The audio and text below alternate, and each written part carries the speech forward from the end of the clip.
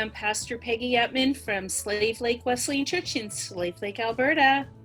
And I'm Pastor Diane from Norfolk Wesleyan Church in Norfolk, New York. Welcome to Warm-Hearted Wednesday. Ooh, yay! Yay! I have been so much enjoying the last few weeks with Warm-Hearted Wednesday, talking to people about things that are just near and dear to their hearts. Had a great time last week with Pastor Kathy, and the week before with Dr. Lyon. This week we have somebody too this is so exciting. It is, but before we get to that, I think you should tell them why we air this show at 12:30 Central Time. Yes, I should. Yes, you should. Well, the Pharisees had asked Jesus, what's the greatest commandment? And he replies to them, and this is told by the Gospel of Mark in chapter 12, verse 30. Jesus said, love the Lord your God with all your heart, soul, mind, and strength. And as we started into this whole COVID crisis and pandemic lockdown time, it was just heavy on our heart that we need to keep God central. And we need to keep that idea that we have to love God. So that's why we do our show at 12:30 Central Time. As Mark 12:30 tells us to love God with all we have. And we remind you of this, especially on Wednesday, because the second commandment is to love our neighbors as ourselves. So this whole idea of loving God and loving others sums up what we're called to do, but it's a matter of the heart, isn't it? Mm-hmm. And the person that we have on today has a heart for church. Oh. Yes, he does. And he has been both a personal mentor, him and his wife have been D group leaders, personal mentors, professor, friend, yes, friend. Yeah. And he was the Wesleyan pastor in the Bridge in Canada for many, many years. Went on to do his doctorate work, and I think he was in another church in New York, but I think it was Boston. Buffalo, yeah. That's it. I was like, where was it again? All of a sudden, began with a B, but and then moved on to be the pastor and the professor at Kingswood University. Woo woo woo woo. Kingswood University, and is the church planter, pastoral ministries sort of head of the department, and he's just recently become the National Superintendent for the Wesleyan Church in all of Canada. So and the state of Maine. And the state of Maine, sorry. Why is that? Anyway, so it is our pleasure today to welcome Reverend Dr. Stephen Elliott. Well, it is amazing to have you here. We're so thrilled that you could come on. We've had mostly women pastors on here, which is odd, but so we're pretty happy that you're here. It's the mustache that gives it away. Just slightly. We had a meeting with our DS this morning, and it's called Level Up Cohort. The level up or the levels for exponential type things, 5 levels. And one of the things that he had said was, you can have a church that's 1,000 and is a level 1 church, and you can have a church that's 50 and is a level 4 church. And we're going to be talking today about the evolving church. And I love these charts that you've done, because I love charts. They they organize so well. But it would be easy to say, oh, I'm in the small group, therefore I'm unhealthy. Is that true? No, absolutely not.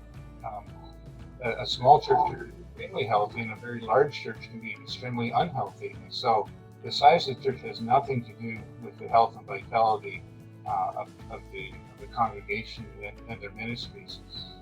But the backstory behind these charts actually flows out of my own experience, that we were hitting about 125 and we were not growing past it.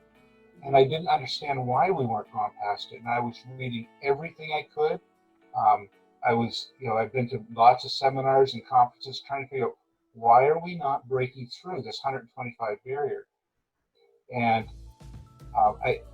everything that I knew to do, I was doing, and it was not propelling us past that. And I was at a pastors conference up in Toronto, and it was very small. It was like 15, 20 pastors, and we brought in the district one of the guest speakers, and all of a sudden, in the middle of his seminar, he just stopped and he said, "How many marbles can you hold in your hand?" Which is a totally oddball question. And so he said, "Take your hands and hold them like that." He said, "Tell me, how many marbles can you hold in your hand?" So I looked at my hands, and we all did, all the pastors. And I guessed, I don't know, I could probably hold like 40 or 50, maybe something like that. And then he said, "What happens when another 10 marbles comes along?" And I said, "I don't know, knock 10 marbles out of your hands, or displace them, or you precariously balance them for a few minutes or something." He said, "At the end of the day, how many marbles are in your hands?" And I said, "Well, you still got 40 or 50 marbles, because they've either fallen off, these extra ones, or they displace some, but you still end up with 40 or 50 marbles." And he said, "If you want to have more marbles in your hand, or you want to have more marbles, what do you need to do?" And I said, "I don't know." And he said, "Quit holding them in your hand and go get a bucket." Oh. And I had a eureka moment. It was just like the lights went on, and I realized the reason we were not growing past 125 is because the infrastructure of our church, how we actually do church, would not accommodate more than 125 people. And so, 10 or 15 or 20 people would come, but they wouldn't stay, because how we were doing church would not accommodate 150 or 200 or 250 people. It would only accommodate 125 or so. So as a small example, things like pastoral care. In a small church, the pastor usually is the one that's providing all the care. So if you've got 5 people in the hospital, you make your 5 hospital calls, because that's what you're able to do, plus your sermon preparation, plus your board meetings and all the rest of that kind of stuff.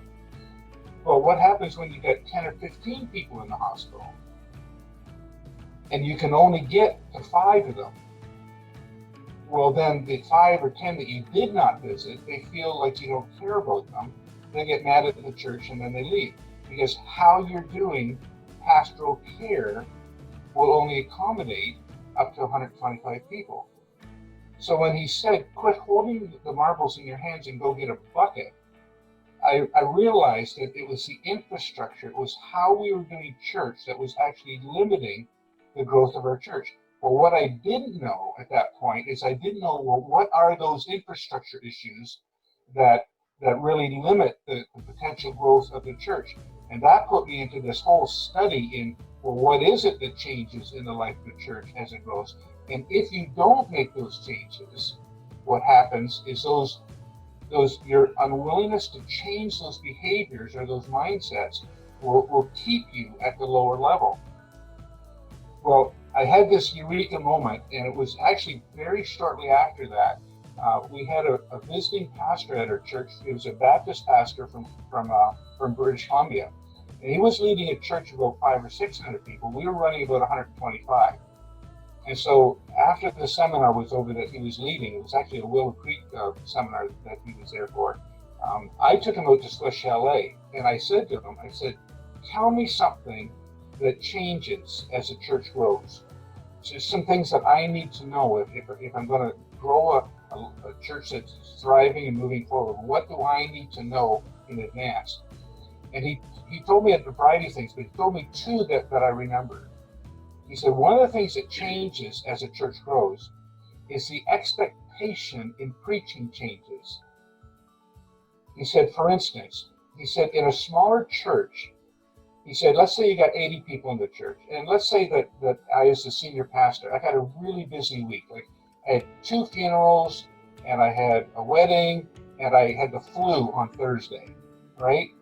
And so I go to church on Thursday, or on Sunday, and I say to my congregation of 80 people, you know what, I had a really rough week this week. Why don't we just have some testimonies today? Where I've got like a 10-minute little devotional that I've got ready to share.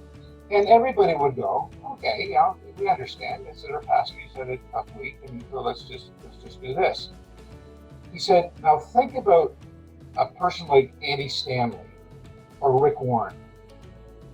He said, so what would happen to an Andy Stanley or Rick Warren if on Sunday morning he showed up at church with his 15,000 people and he said, hey, congregation, I've had a really rough week this week. You know, I had 3 funerals, and I had flu on Thursday, and I had a wedding on Saturday. I don't have much prepared. Why don't we just have testimonies this morning with 50? He said, you might be able to do that once, but he said, if you did that like 2 or 3 times, he said the church board would have a coronary, and they'd be looking for a new senior pastor. And then this Baptist pastor used an analogy with me. He said, in a smaller church, they'll allow you to bunt once in a while, like a baseball analogy. They'll allow you to bunt once in a while. But he said, in a larger church, they expect you to hit a triple or a home run every week. Just like if any of us went to one of these large churches, you're not expecting some little ditty from the pulpit. You're expecting the pastor to really bring it, right? Well, because the expectation in preaching goes way up in the larger the church is, what that means is that the pastor has to spend way more time in sermon preparation in a large church than they do in a smaller church. The smaller church pastor cannot give those type of hours to sermon prep because they've got everything else. They got to run the whole show, and they got to go visit Mrs. So-and-so in the hospital, and they're on every committee, and they open the doors, and they turn on the furnace, and they do everything in the life of the church. In a smaller church, they can't give the time necessary to develop that consistent quality of excellent sermon preparation. So he said the expectation in preaching goes way up the larger the church is.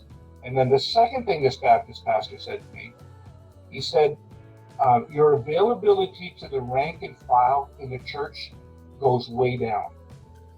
He said, in a small church, people expect to have direct access to the senior pastor. They can just walk in and say, hey, can we sit down and have a coffee? I need to talk about something.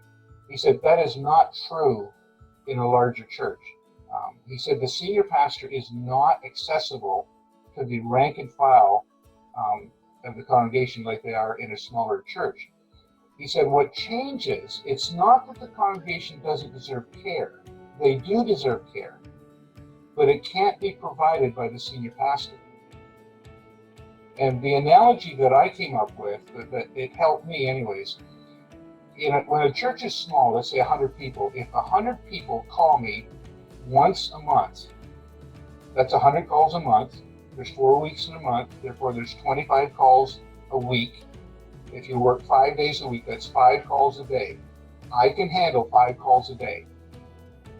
But in a church of 1,000, if everybody calls me once a month, I would never get off the phone.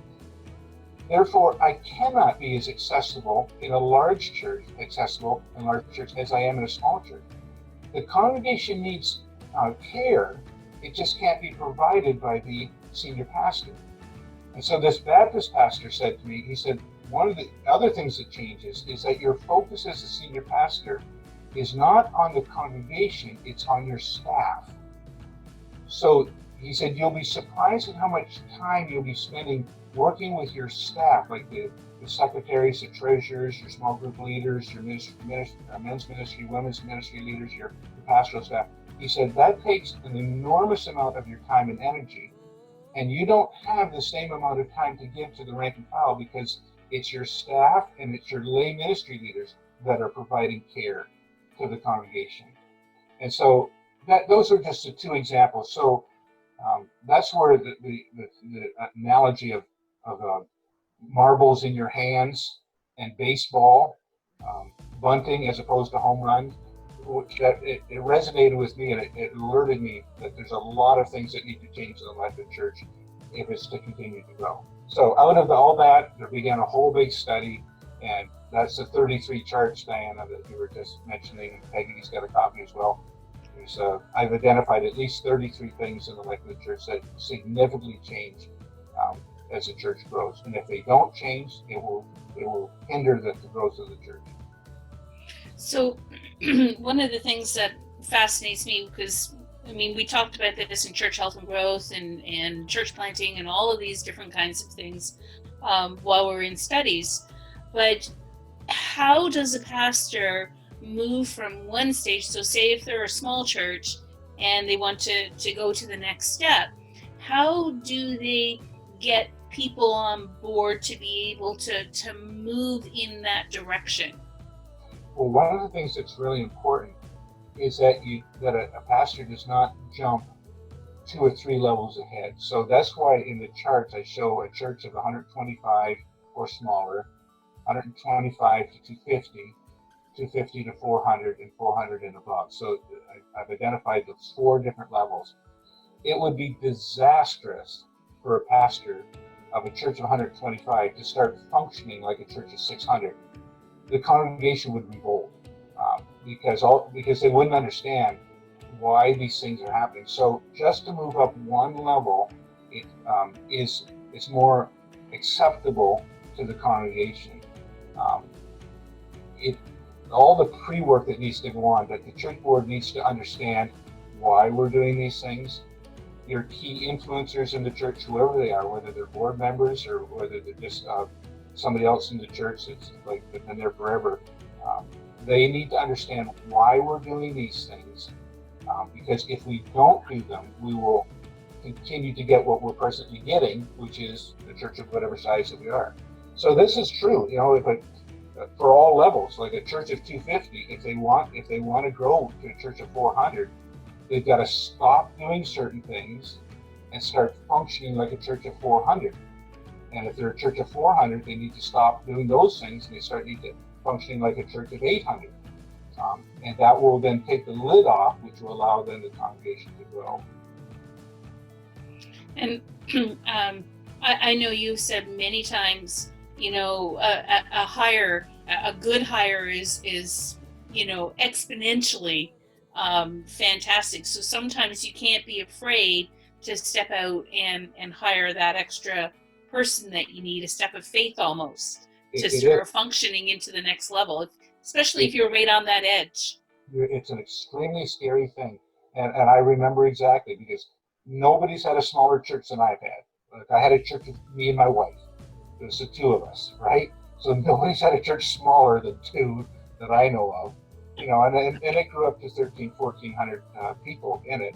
And so I saw these transitions, and I know how scary it is. The church cannot afford to hire somebody, but it won't grow unless it does hire somebody. And so the question is, well, you can't afford it, but you need it, therefore how do you do it? Well, there are some strategies for doing that kind of things.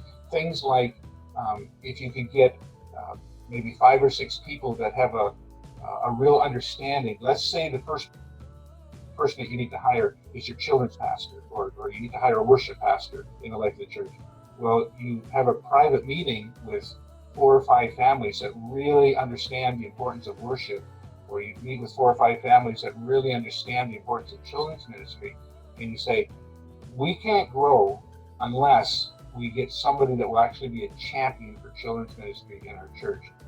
Would you be willing for the next 6 months to increase your donations to the church to allow us to hire somebody and to show that I'm serious with this? The lead pastor, John Maxwell, is famous for this kind of stuff. Needs to show the way And so I will tell you, I don't publicize this stuff other than to our students and things like that, but I try to use it as a teaching moment. But I'm not taking any pride in this.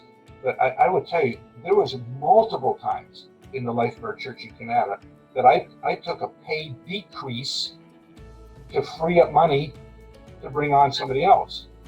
And I wasn't making much money. My first salary was $125 a week.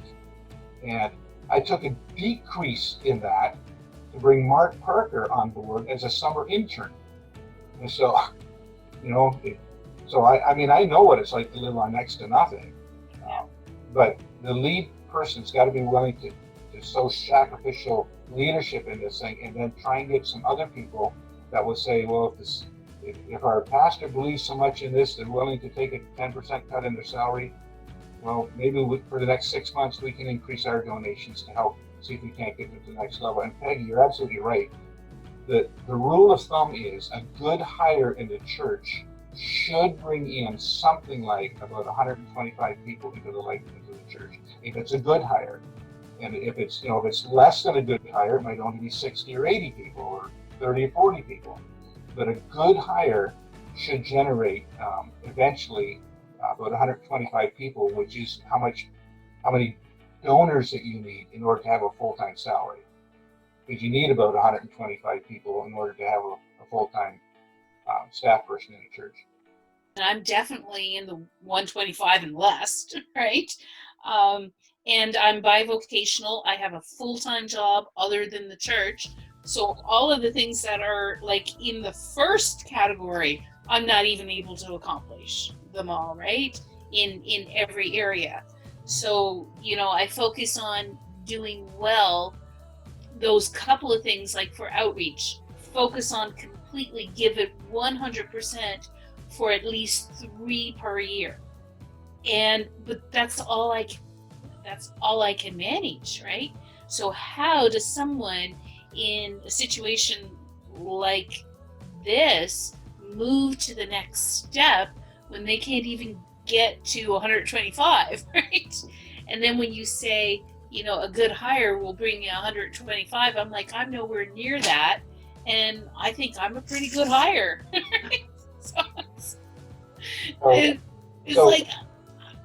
So as you may recall from some of our previous discussions, outreach events have got to be totally focused on the community, not doing something that just ministers to the church family. I mean, there's a place for church family, suppers and things like that. Yeah. But the lion's share of outreach events are not effective because they're not really designed for reaching unsaved people. And so again, it's discovering what are the keys to the community, what is it that an unsaved person might value, like a CPR course, or a course in how to work a defibrillator, or anything like that, fire extinguishing or hunting or something that they might be interested in. Yeah. Bring in something like that, which hopefully brings the person in the door, or at least exposes them to the life of the church. And just bouncing off of one other thing you said, Peggy, we know from the studies, a single outreach event almost never brings somebody into the life of the church. Yeah. It takes at least 2 or 3 back to back, because you get the person in the door for the Easter musical or the Christmas Eve service or something like that, but that does not establish a new pattern of church attendance in their life. They need, the very following Sunday, there needs to be something that would motivate them to get out of bed on a Sunday morning and to come to church the following Sunday, and then the third Sunday. And the statistical evidence is, if you can get a person to come 3 times in a row to your church on a Sunday morning, you've got like about an 85% likelihood that person will settle into your church. But if you just have them at that one event, it's like less than 10% will ever settle into your church. And so it's being very purposeful in how we do our outreach events, knowing that it takes the 2 or 3 sequential visits that will actually get the church to actually grow. Yeah. I wish I had known that. in 1984, 85, 86, because I was doing the standalone events and couldn't understand why we had a whole bunch of people come in for a concert, never see them again. Mm-hmm. Yeah, for sure. So when somebody is in, let's say the first level, the small church, when should they start making a shift towards the infrastructure in the next level? Obviously, they shouldn't wait until they're at 125. Should stuff be done before that? I would look at the 33 charts and figure out which ones are the easiest ones to do. That are going to cause the least amount of trauma in the life of the church. That people are least likely to object to. But if we use that 80% rule, like when do you go to a second service?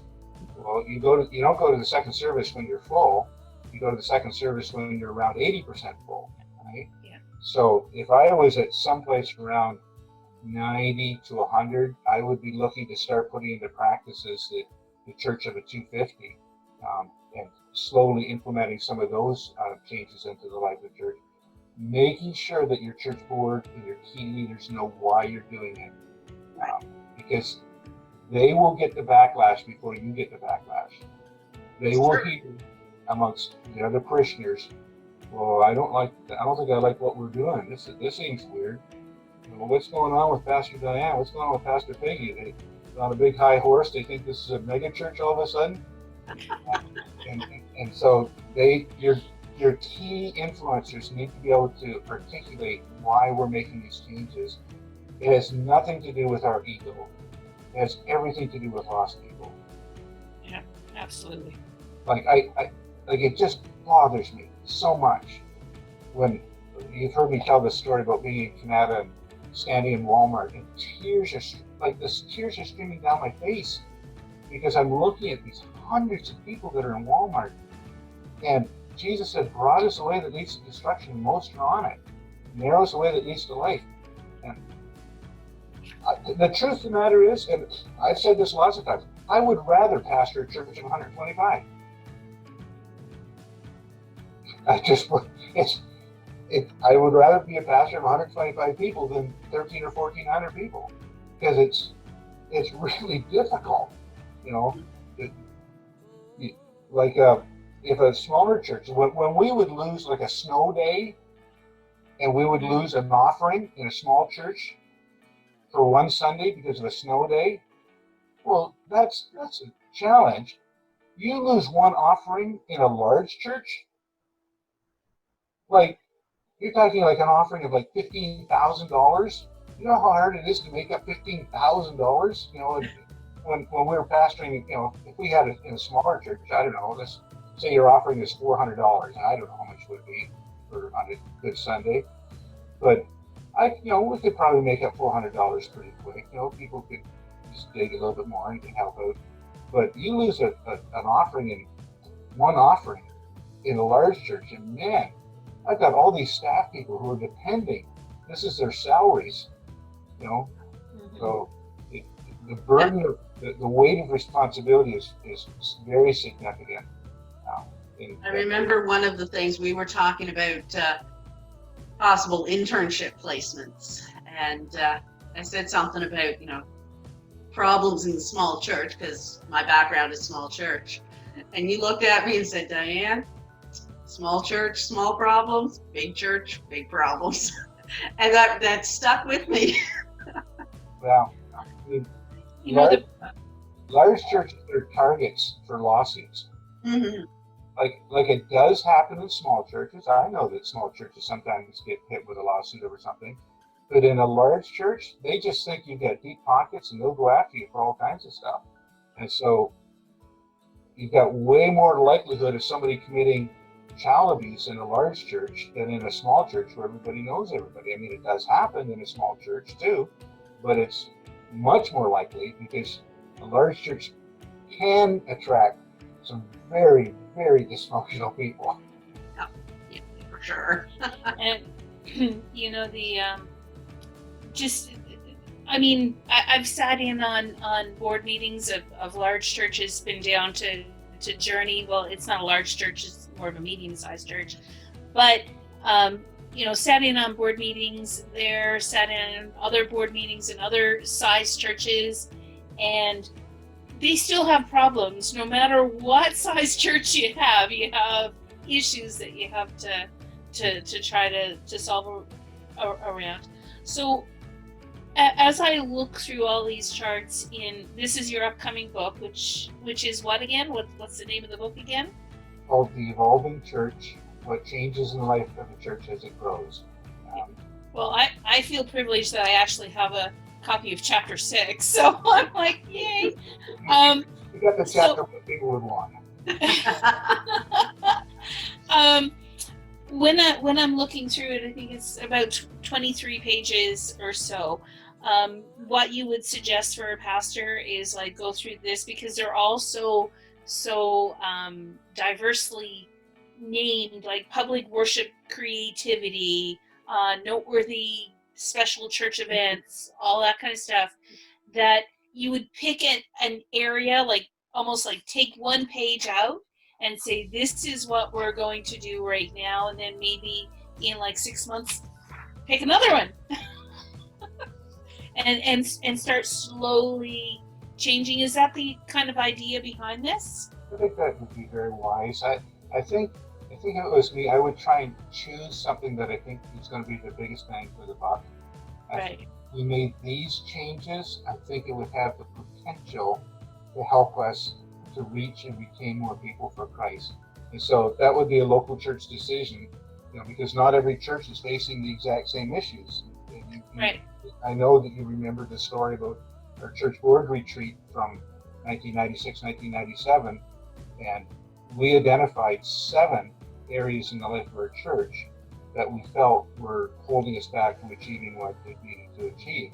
And so we began tackling those 7 things. But it may be an entirely different thing for Slade Lake, it may be entirely different in Northern New York. The local leaders should probably look at it themselves and say, I think if we made these changes, it has the greatest potential to help us to step up to the next level. Do you have any advice for, us small church people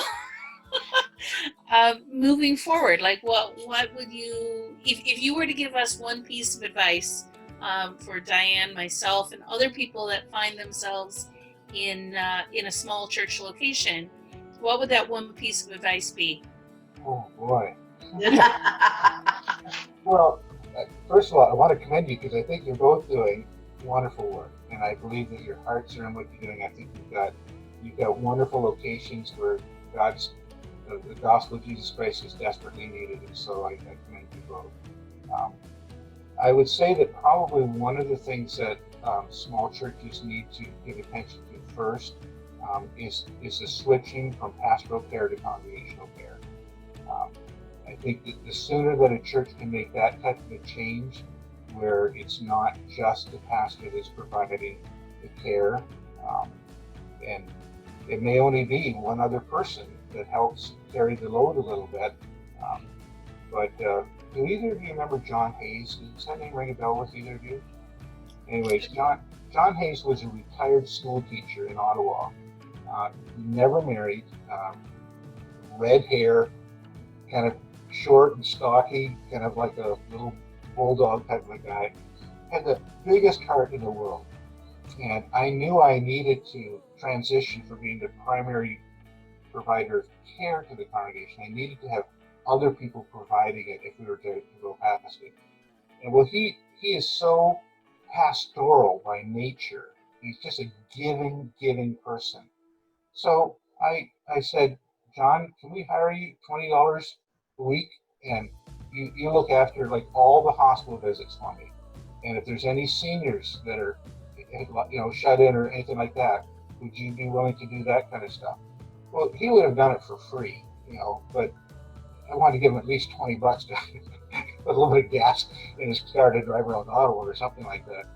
And so he accompanied me. He did a bunch of hospital calls to see how I do it, and went visit some seniors, et cetera, and I trained him how to do some pastoral care. And then we had a commissioning service. I brought them up front on Sunday, and I said, we want to make sure that our people are being looked after and being visited. And wouldn't it be great if some of the elderly people got more frequent visits? Who's going to speak against that? So John here, many of us know John. He's got a big heart for people. And so John, today we're going to commission you as our minister of care, congregational care. And so just transitioning into other systems of care, that would be one of the first things that I think that I would look at. One of the other things too is this whole issue of how we do discipleship. We primarily lean into large pulpit ministry and small group ministries, but the research is very clear that type of discipling ministry is only effective for young Christians. It is not an effective way of discipling older people, but not people our age, but I mean people that have been Christians for a number of years. And so as when we were transitioning into utilizing the 7 environments of discipleship, one of the first ones that we did was mentoring. And I passed a clipboard one Sunday through the congregation, and I just said, is there anybody that would be interested in having a mentor that would meet with you for maybe the next 3 months and just talk to you about issues of faith and how to grow as a Christian and how to read your Bible, how to pray? I was totally blown away by how many people signed up. I thought if I got 5 or 6, maybe that, I don't remember, we got 30 or something like that. It was way more than I ever anticipated. Well, that then put us in a bit of a bind because we didn't have 30 mentors, So we had to raise up some mentors. And so we took, a bunch of people that we had some confidence in, and we met with them and we trained them how to be a good mentor. And then we started matching them up. Well, all of a sudden, the base of our church for who was being discipled and helped to grow went from narrow to much broader. And so, broadening the ways that we do discipleship would be another one. And then what we talked about a few minutes ago about our outreach, trying as best we can to do outreach events in triplets and not advertise to the church, advertise where secular people are, put up posters in the bars and put them up at the YMCA, places where non-church people are more likely to see this stuff, and make sure that whatever we're doing is consistent with what the community might be interested in, like being better parents or safe environments or how to care for elderly people or living with a grandparent that has Alzheimer's, putting on a seminar and bringing some professionals on that kind of stuff. So it's trying to meet those community needs and get people in the door and then try and get them back to at least 2 or 3 more times in a row. Anyways, that's just really literally off the top of my head. And then, of course, as you say that, that makes me smile. The first thought that comes to my mind is ministry fatigue, though. Is that if we do too many outreach events, both ourselves and our key people can get fatigued. Yeah. And so we discovered that by accident with Alpha, that we want to see if we could run Alpha continuously.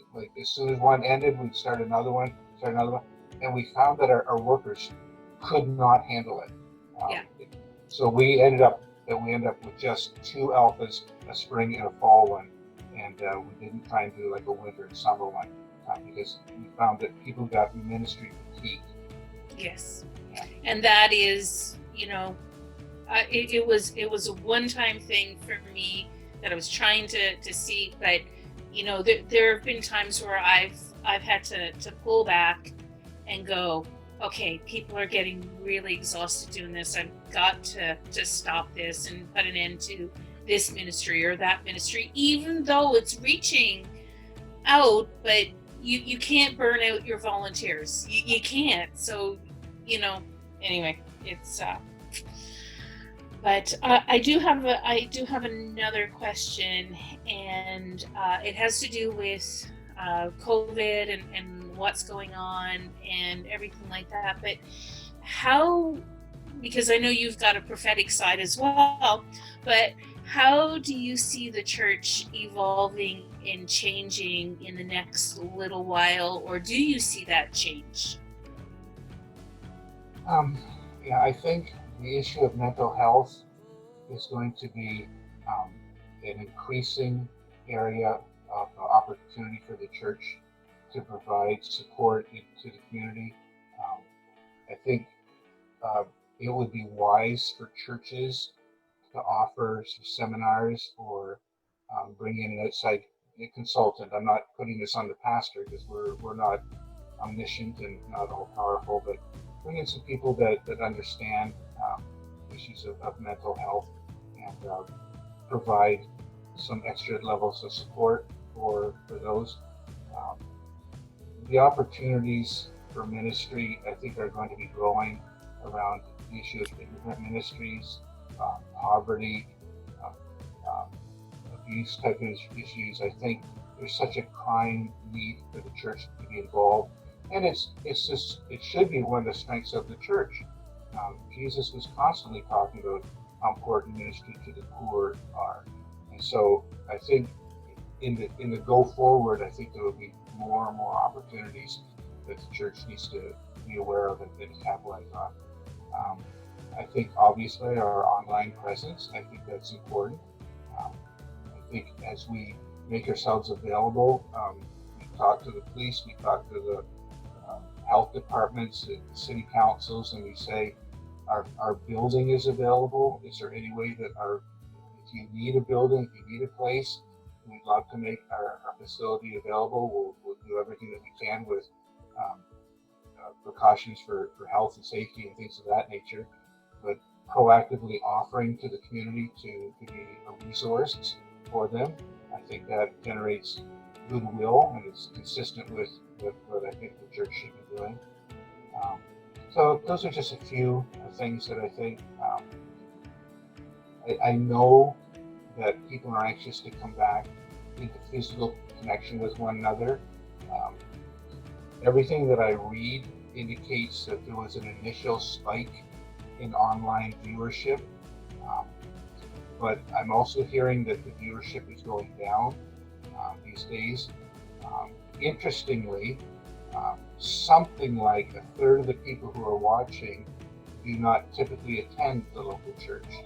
And so about 2/3 do, but about a third don't. And so there is some opportunities, and I think if the local church does have an online presence, to when the church doors are open, to intentionally invite the viewers to come and check us out. We would love you. You've seen me online for the last 2 months.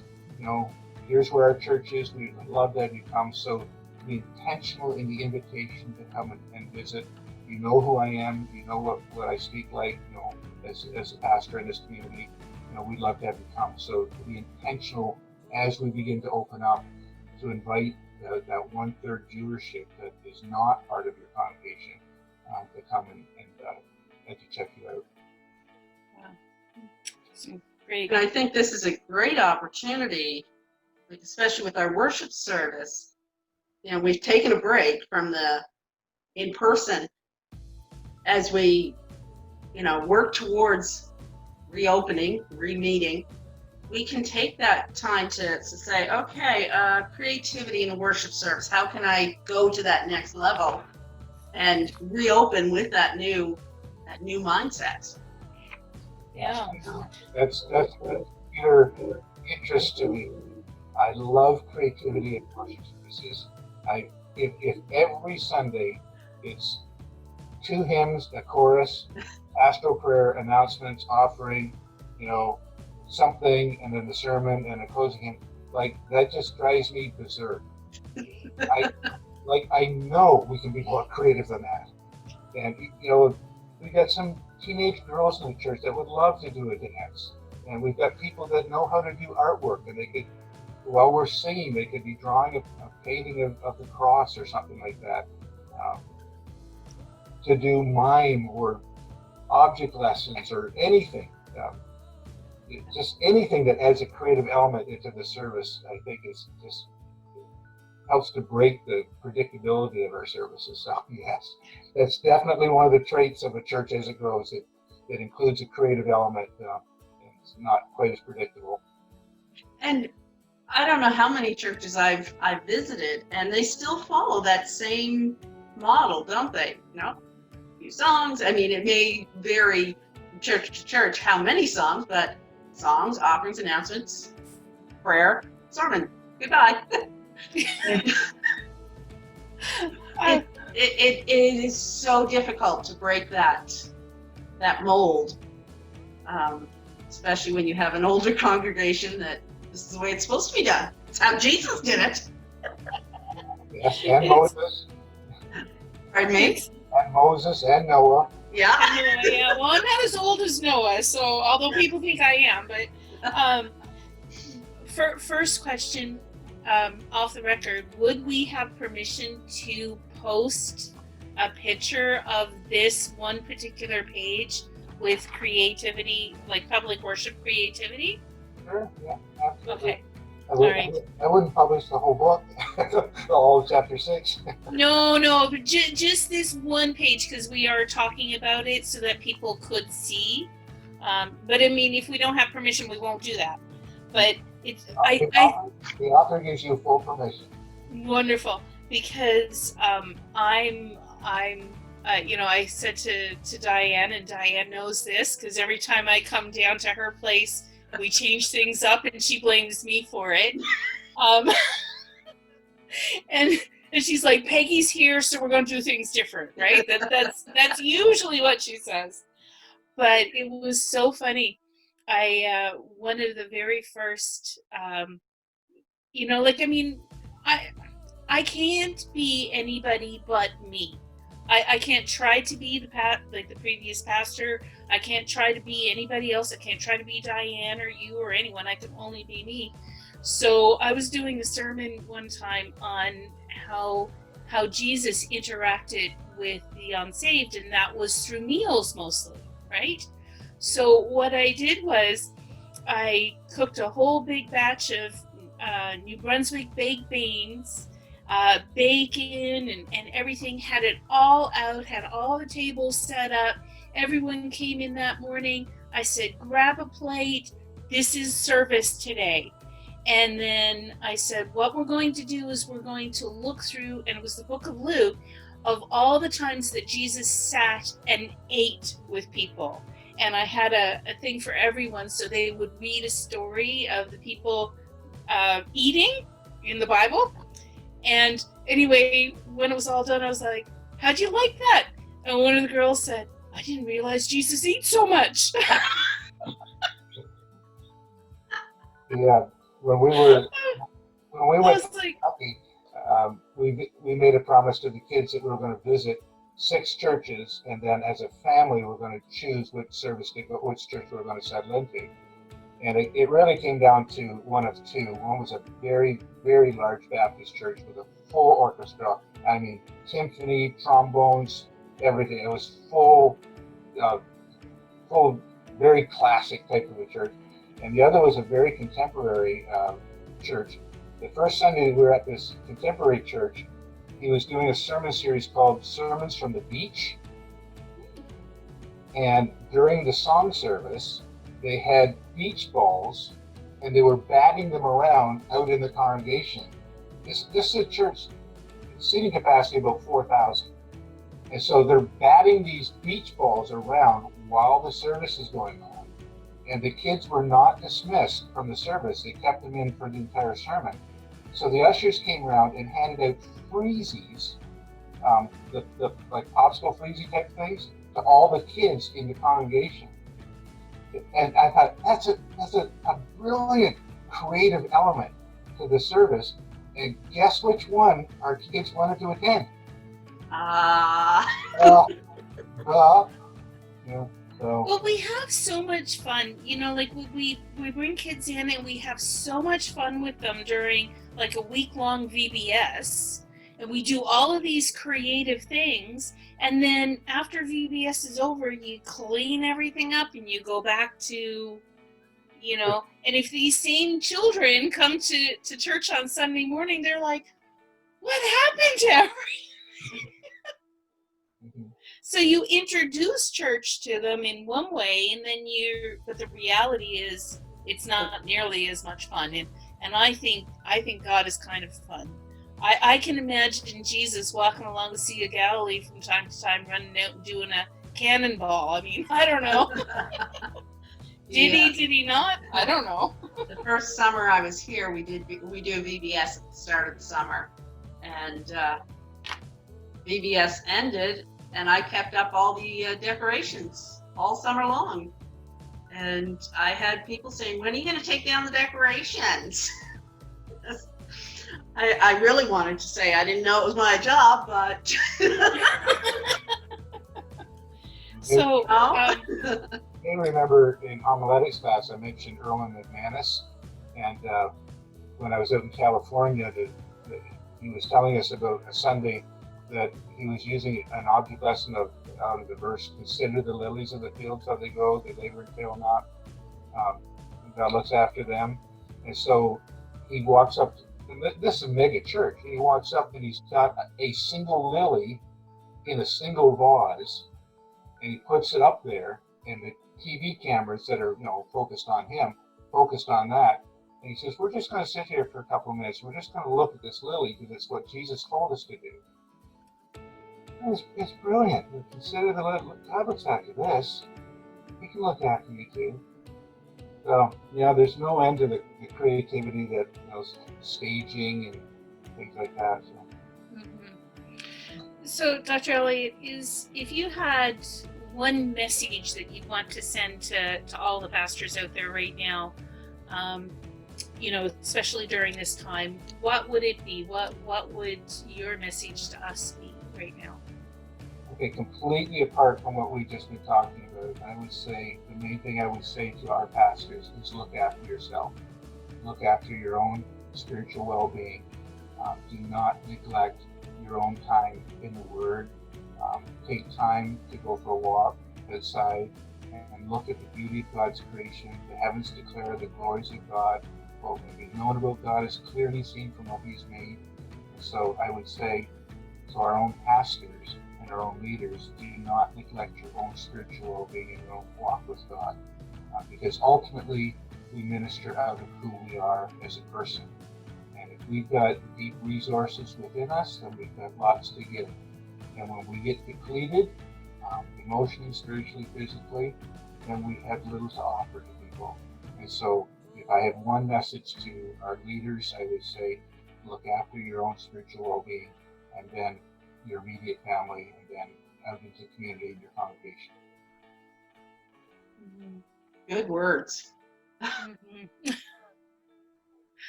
I've talked to a few that started out strong, gung ho, and now they're feeling the burnout. It's important to keep ourselves healthy.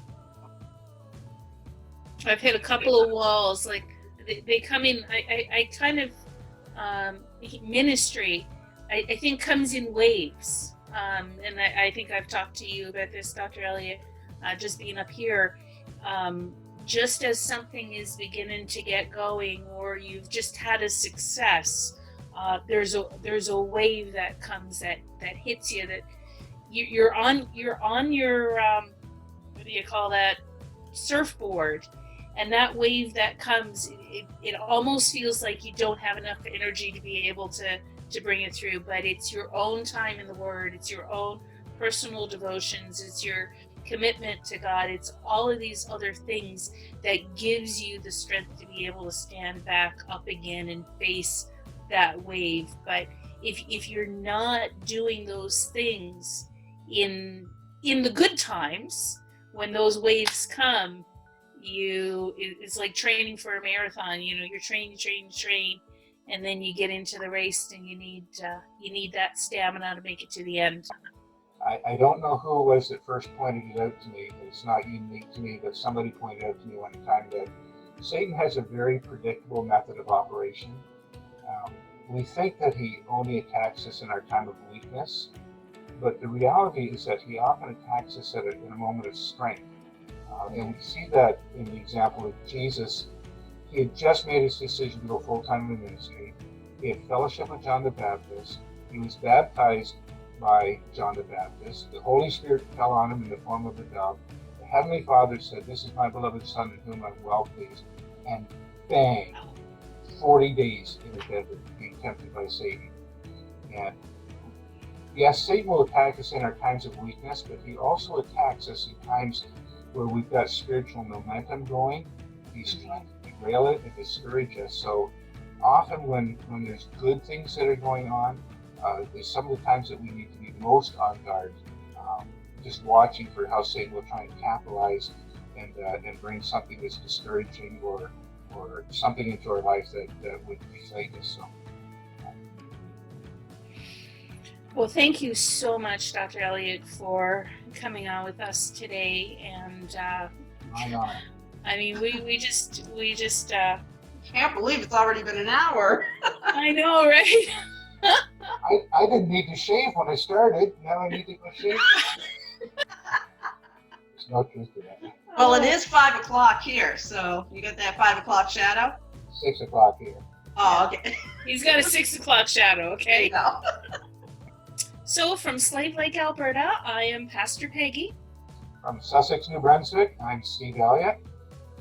And from Norfolk, New York, I'm Pastor Diane. We will see you tomorrow for a Tadpole Thursday. Until then, be safe. Be healthy. And be the church. Bye, everyone. Bye.